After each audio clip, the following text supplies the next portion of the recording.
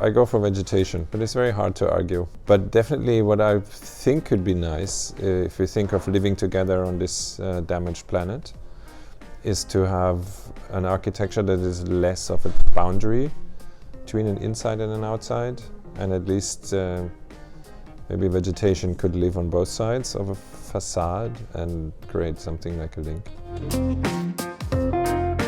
I'm a big fan of reuse. In our practice, many things are being reused automatically out of pragmatic reasons, economic reasons. I like Brussels. I totally love the heterogeneous urban scape.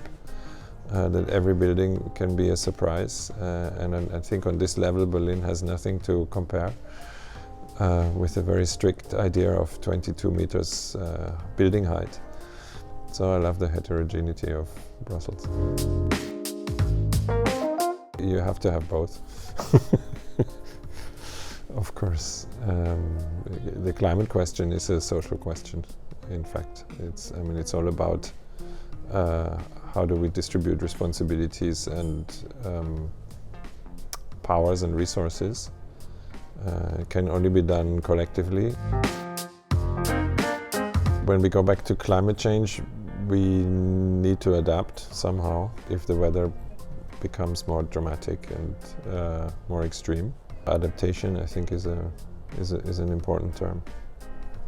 Of course, participation as well. I would be interested in a city dynamics where the civic society is really taking part in the decision making and the city becomes more actively co-created. And this is why I'm sort of a little bit shying away from the term participation, because that's often used as the lower steps of information, collecting a feedback, but then with a little bit of an open question how it's incorporated.